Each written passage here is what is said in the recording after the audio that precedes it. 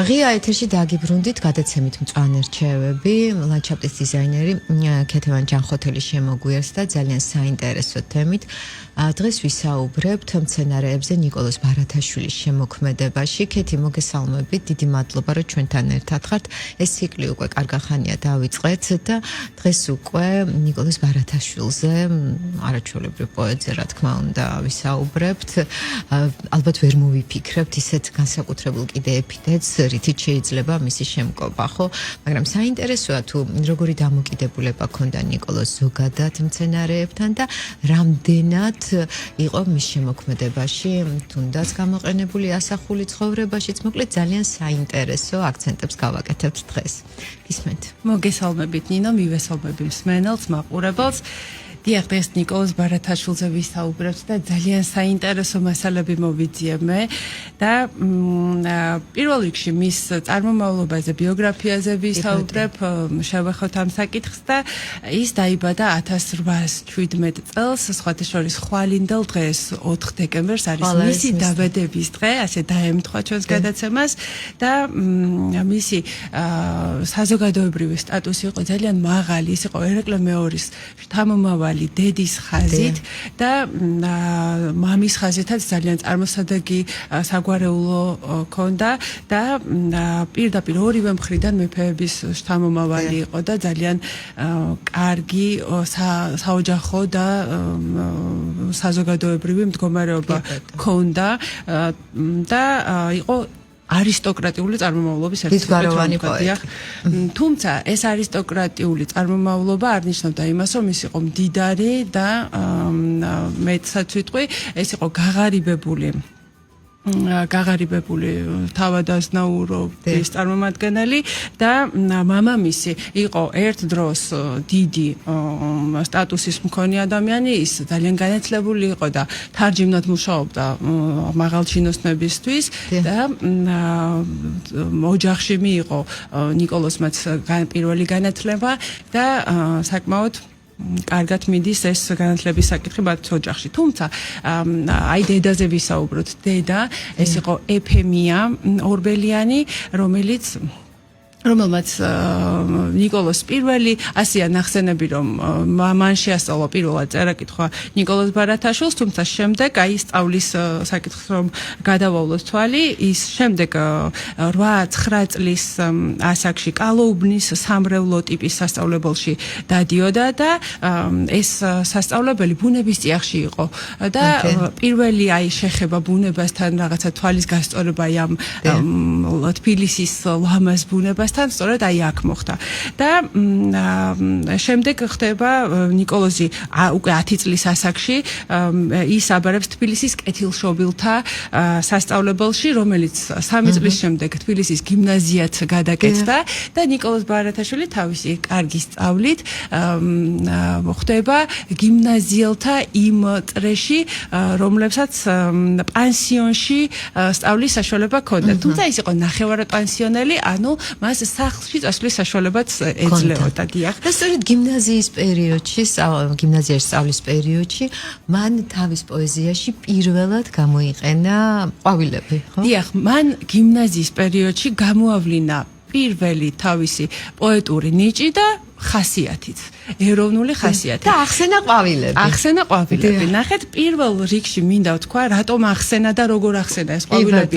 აქამდე რომ მივიდეთ, აუცილებლად უნდა ვახსენო მისი მასწავლებლები, გიმნაზიის მასწავლებლები, ეს იყვნენ სოლომონ დოდაშვილი და რომელიც ქართულ ენასა და ლიტერატურას ასწავლიდა და აყვარებდა ქართულ ისტორიასთან ერთად. სოლომონ დოდაშვილი, რა თქმა უნდა, ყველამ ვიცით, რომ 1832 წლის შეთქმულების ერთ-ერთი ორგანიზატორი იყო და შემდეგ დაიჭერას ის და სწორედ ის იყო მოკლედ ჩვენი ტატოს მასწავლებელი და ასევე დემენტიევი, რომელიც რუსული ენის მასწავლებელი იყო, თუმცა ის სულ სხვაგვარად, ძალიან პოეტურად და სხვანაირი ხაზით ასწავლიდა რუსულს, პუშკინს უკითხავდა და ძალიან თბილი მასწავლებელიც ყოფილა სხვებისგან განსხვავებით. აი ამ ორს გამოყოფს განსაკუთრებით ესე იგი ისტორია. რაც შეეხება უმაღლეს განათლებას, ტატო ბარათაშვილმა ვერ მიიღო უმაღლესი განათლება, რადგანაც იმ პერიოდში, როდესაც მას აი ეს მიმართულება უნდა აეღო, ოჯახს საშუალება არ ჰქონდა და მისი დიდი სურვილის მიუხედავად რომ მას თუნდაც იგი უმაღლესი განათლება მიიღო ან სამხედრო მიმართულებით წასულიყო, ვერ აუხდა ეს ოცნება. ისევ და ისევ ოჯახური მდგომარეობის გამო.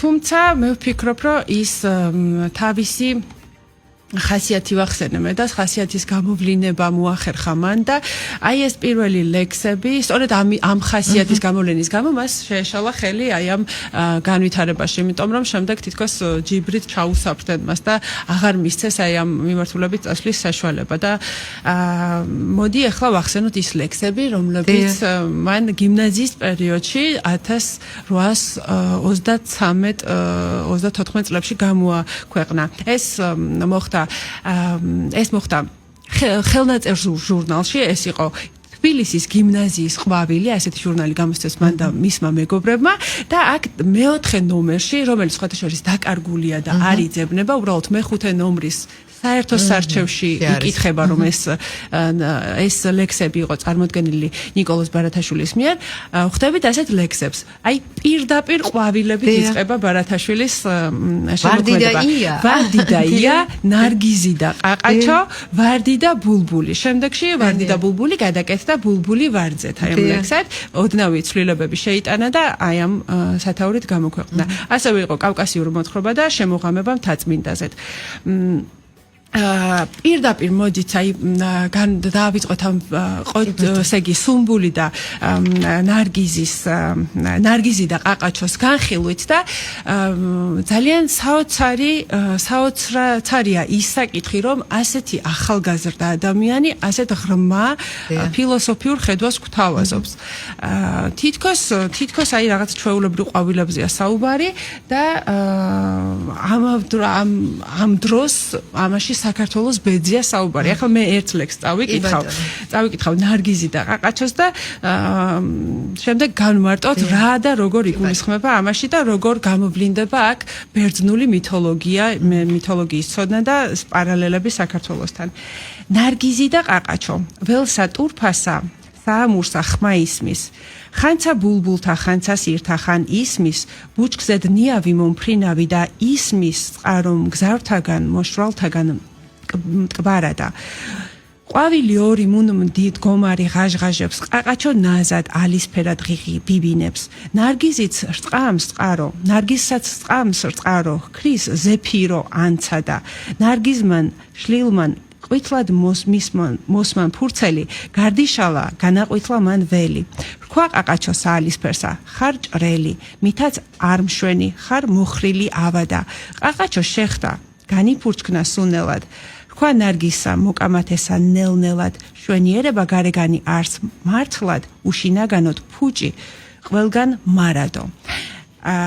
ესე იგი, აქ ნარგიზი და ყაყაჩო ეს არის ჩვეულებრივად ყვავილები, ყველამ ვიცით, მაგრამ თუ ამაში ჩვენ დავინახავთ ბერძნული მითოლოგიის მნიშვნელობებს, მივხვდებით, რომ ნარგიზი ეს არის ბერძნული მითოლოგიის ერთ-ერთი პერსონაჟი, რომელსაც თავისი თავი შეუყვარდა და დაღუპა ამ ყველაფერმა. ყაყაჩო კი დილის მიძინებული მდგომარეობის ალეგორიაა და ნარგიზში იგულისხმება რუსეთი და ყაყაჩოში საქართველო. მაგრამ რატომ ბერძნული მითოლოგიით მანდა მაინც ჩვეულებრივ ყვავილად რატომ არ უნდა აღვიქვათ და რატომ ბერძნული მითოლოგიით? აქ თვითონ ბარათაშვილი გვაძლევს მინიშნებას, როდესაც ამბობს, რომ ესე იგი, ქრის ზეფირო. ზეფირო ეს არის ზეფიროსი, დასავლეთის ნიავი, დასავლეთის ქარი და რა თქმა უნდა, აი აქ დასავლეთს ევროპას გადაწყვეტება და აი ეს გვაძლევს ჩვენ სწორედ აი ამ ჭრილში ამ ლექსის გააზრების საშუალებას.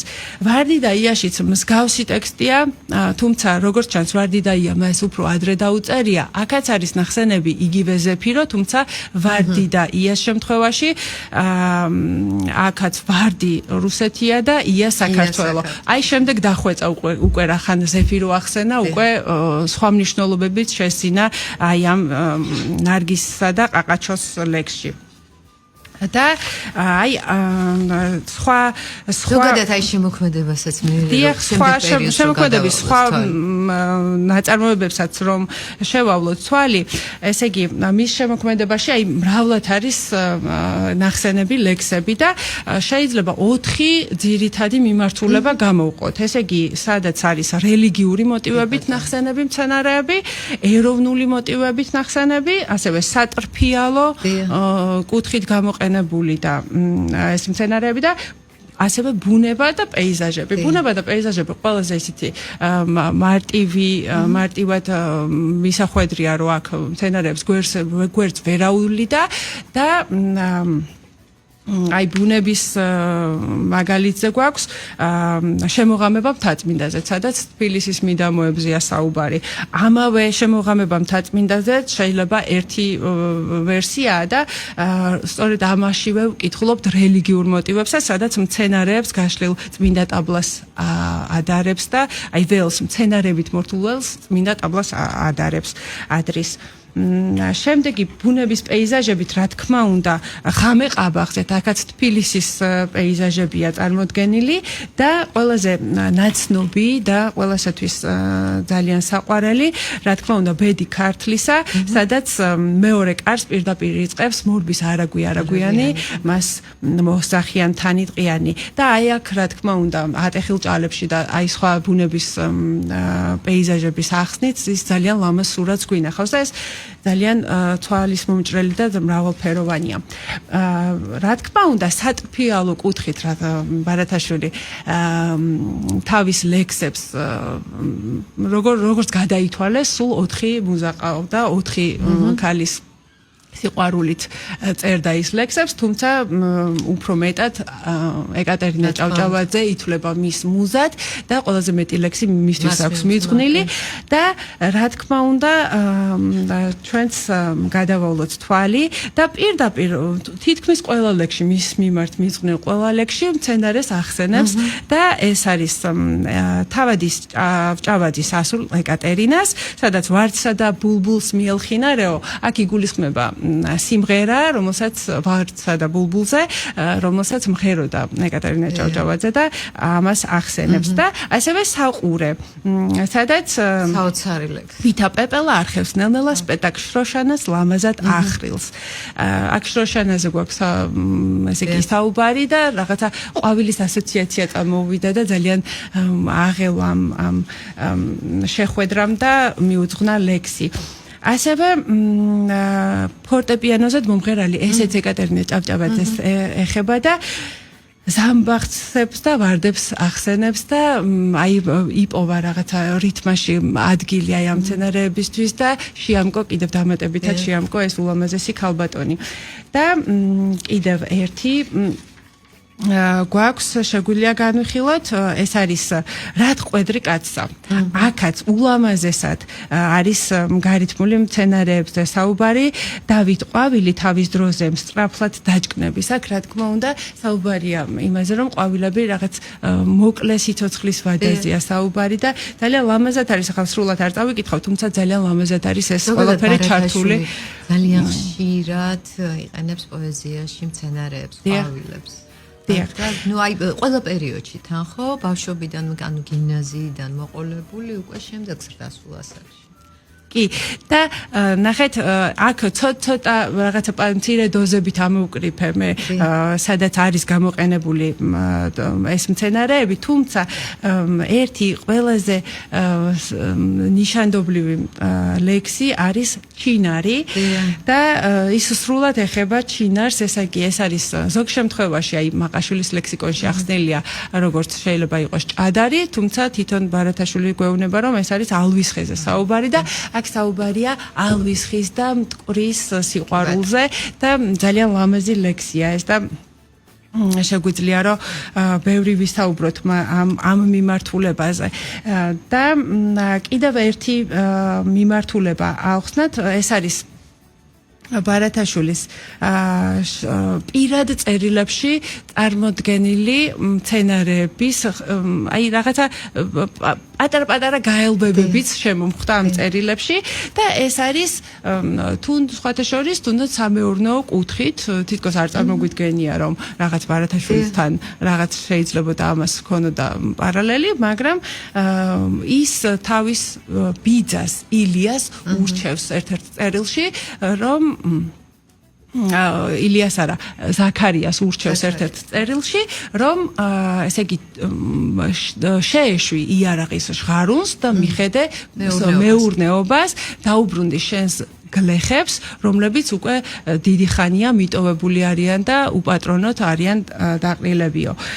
მოუწოდებს აი ამ მეურნეობასთან დაბრუნებაზე, რადგანაც ის სამხედრო პირი იყო და დიდი ასპარეზი ჰქონდა იმ მიმართულებით. ილია ვახსენე და ილიასთანაც გვაქვს მსგავსი შემთხვევა.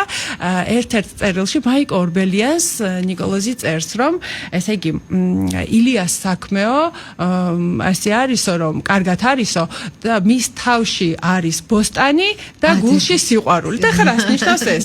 ამ ყველაფრის განმარტებას ჩვენ ხვდებით გრიგოლ ორბელიანის ერთ-ერთ წერილში ზაქარიას მისი ძმის ზაქარიას მიმართ, რომ თურმე ილია ესე იგი 80 დღის ბოსტანს აკეთებინებსო და დიდ მეურნეობას გეგმავენო მოკლედ ის და მისი თანაშემწე და საბოლოო ჯამში ეს განზრახვა და ეს წამოწყება ილიას ძვირად დაუჯდაო და არ გაამართლაო, თუმცა აი ასე 500 თუმნობით ითვლიან მომავალ შემოსავალებსო.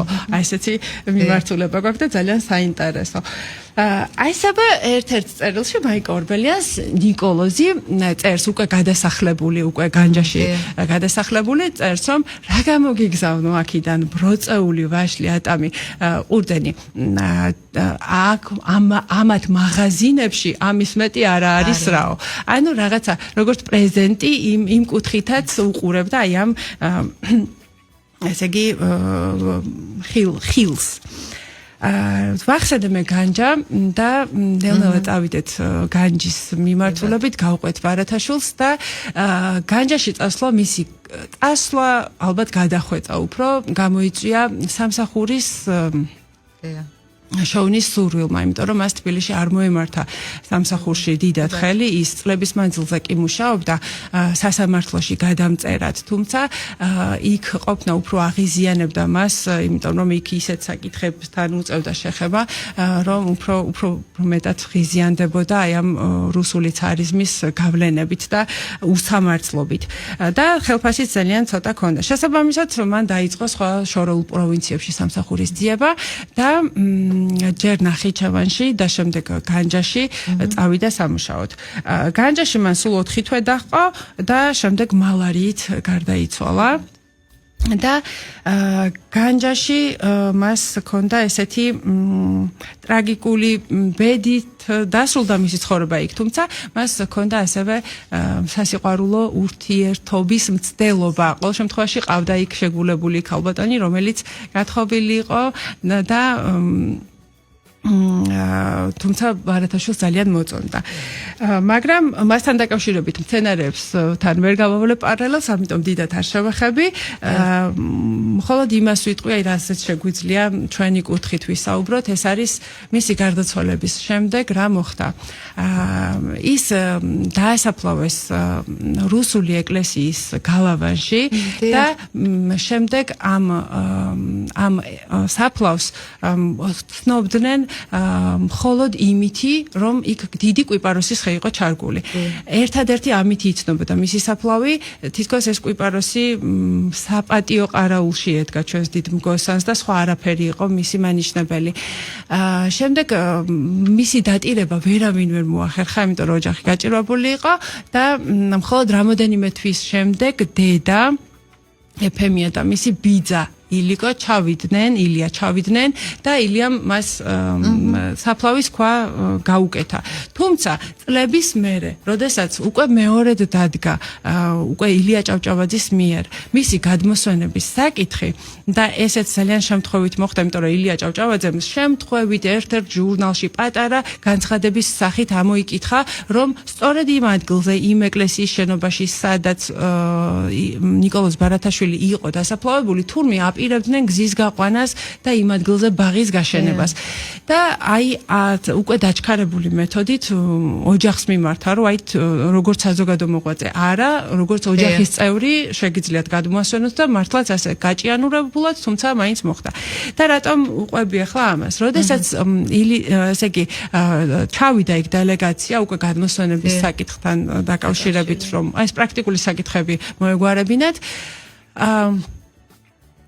ბერი პოვეს საფლავი. როგორც ჩანს ის საფლავის ქვა, რომელიც ილიამ მას გაუკეთა, ისიც იყო გადაგდებული, არ მოიპოვებოდა და რამოდენიმე ადგილი 24 მუშა გამოვცვალეთო, რომ ის ადგილი გვეპოვნა, სადაც დასაფლავებული იყო.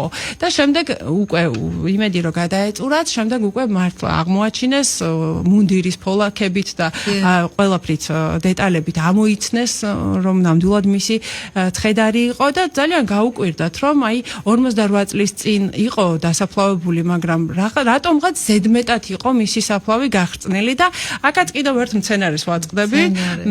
ესე იგი აღმოჩნდა, რომ ის ბაღი, რომელიც იქ გაშენდა, როგორც ჩანს, იმ ადგილზე ჩაურგავთ ამ ბაღის გასაშენებლად, იმ ადგილზე ჩაურგავთ აკაკის ხე, რომელსაც რწყავდნენ, რომ გახარებულიყო და ზედმეტად გადარწვის გამო ეს საფლავიც ჩაიკარგა. ძალიან დიდი მადლობა ესეთი საინტერესო ეთერისთვის. თუდად ხომ მაინც არჩეულის ეს განწირული სულის კვეთება და გზაუვალი შენ გათელილი მერანო ჩემო მაინც დარჩება და მართლაც ზოგადად როდესაც ბარათაშვილზე ვსაუბრობთ, თან მისი ტრაგიკული ცხოვრება თვალწინ გვიდგება და რაღაც ესეთი ბედი ქონდა ამ საოცარ მგოსანს და ეს მართლაც არის პოეტი, რომელმაც ეპოქებს გაუძლებს და ნიკოლოზ ბარათაშვილის სახელი და გვარი არასდროს არ წაიშლება. ქეთი მადლობა და ვფიქრობ, რომ ჩვენმა მსმენელმა და მაყურებელმა ძალიან ბევრი საინტერესო რამ გაიგო, რაც ჩვენ არ ვიცოდით. თუმცა რა თქმა უნდა მის პოეზიას ყველა იცნობს, მაგრამ ეს მნიშვნელოვანი აქცენტები იყო დღეს მცენარეებთან მიმართებაში. კიდევ მადლობა.